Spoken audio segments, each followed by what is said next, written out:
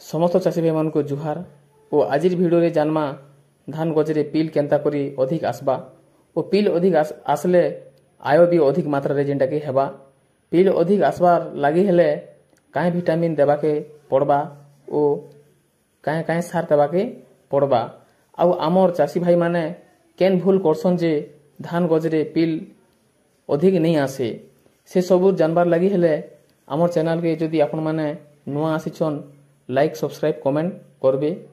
धान गजर पिल कहा के कुआ जायसी धान रुई करी 20 रु 25 दिन भितरे धान रुई देइछन धान गज तलु जेन नुआ नुआ शाखा बाहरीसी ताहाके आमे पिल कहेसु। जेते अधिक पिल आसबा हेते आमर धान उत्पादन हेबा। आपण मानकर लगी बहुत बढ़िया विटामिन आनी करी आइछे से भितरे एक नंबर रे जिंदा कि आमे देखमा बोले पहला करी खाली विटामिन देले भी जिंदा कि नहीं काम दिए से भितरे हमके नाइट्रोजन और फॉस्फोरस जिंदा कि डीएपी इटा माने भी जिंदा कि हमके सार जिंदा कि सार भी देबाके पड़बा।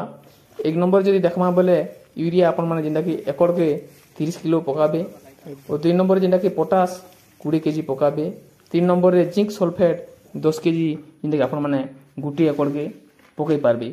जदि धान गजर पिल हिसाब से देखमा बोले विटामिन तार लगे बहुत बढ़िया विटामिन देले पिल भी आसपार कम चांस रहसी जिंदा कि विटामिन भितरे एक नंबर रे सागरिका जदि आपण माने 8 रु 10 केजी पकोछन किंबा 5 रु 8 केजी पकोछन एकड़ के पकई पारबे।